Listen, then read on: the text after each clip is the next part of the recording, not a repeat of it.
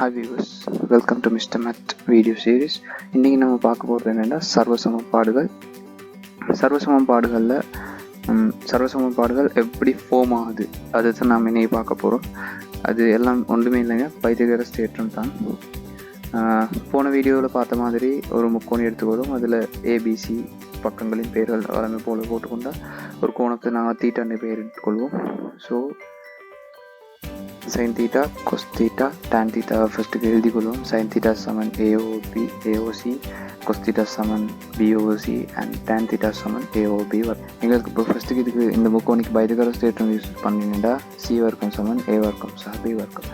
இந்த C வர்க்கம் சமன் A வர்க்கம் சக B வர்க்கம் இந்த தொடர்பை நாம் ஃபஸ்ட்டுக்கு என்ன செய்வோம்னா C வர்க்கம் டோட்டலாக C வர்க்கத்தால் பிரிப்போம். ஸோ டோட்டலாக C வர்க்கத்தால் பிரிச்சுண்டா C வர்க்கத்தின் கீழ் C வர்க்கம் 1 வரப்போகுது. A வர்க்கத்தின் கீழ் C வர்க்கம், அதாவது Aயின் கீழ் C முழுவதின் வர்க்கமாக கருதலாம். சக Bயின் கீழ் C முழுவதின் வர்க்கம். Aயின் கீழ் Cக்கு பதிலாக எங்களுக்கு இது சைன் தீட்டான்னு எடுக்கலாம். அதே போல் Bயின் கீழ் Cக்கு பதிலாக கொஸ் தீட்டா. எனவே 1 = sin வர்க்கம் தீட்டா ப்ளஸ் கொஸ் வர்க்கம் தீட்டா = 1. இந்த sin theta into sin theta multiply ஆகிற நேரம் நாங்கள் போட்டது sin தீட்டா முழுவதின் வர்க்கம் வரும். அந்த sin தீட்டா முழுவதின் வர்க்கத்தில் சைனுக்கு தான் வர்க்கத்தை போடுவோம். sin வர்க்கம் தீட்டா ரெண்டு தான் போடணும். அதே போல் தான் அடுத்ததுக்கும் பார்ப்போம். ஸோ அடுத்தது என்ன செய்கிறேன்டா அந்த தொடர்பை A வர்க்கத்தால் டோட்டலாக பிரிப்போம். ஸோ A வர்க்கத்தால் பிரிச்சேன்டா C வர்க்கத்தின் கீழ் A வர்க்கம் சமன் A வர்க்கத்தின் கீழ் A வர்க்கம் சக B வர்க்கத்தின் கீழ் A வர்க்கம் என்று வரும்.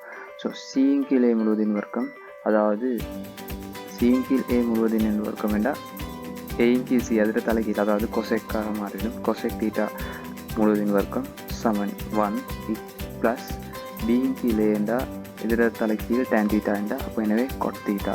ஸோ கொசெக் வர்க்கம் தீட்டா சமன் 1 ப்ளஸ் cot ஸ்கொயர் தீட்டா என்று வரும். இது மெமரைஸ் பண்ணுறதுக்கு ஈஸியாக வர்றதுக்காக 1 ப்ளஸ் cot வர்க்கம் தீட்டா = கொசெக் வர்க்கம் தீட்டான்னு எழுதலாம். ஸோ அடுத்த தொடர்பு என்ன செய்யணும்னா தொடர்பை இந்த தரப்பட்ட தொடர்பு C வர்க்கம் சமன் A வர்க்கம் சக B வர்க்கம் அதை B வர்க்கத்தால் பிரிப்போம்.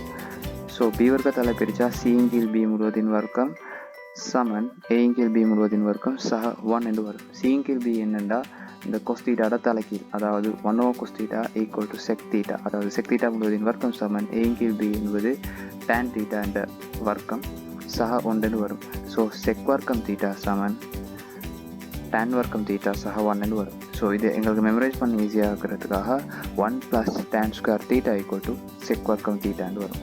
ஸோ இவ்வளோ தாங்க சர்வ சமன்பாடுகள் பேசிக்காக இதுக்கு தெரிஞ்சிருக்க வேண்டிய 3.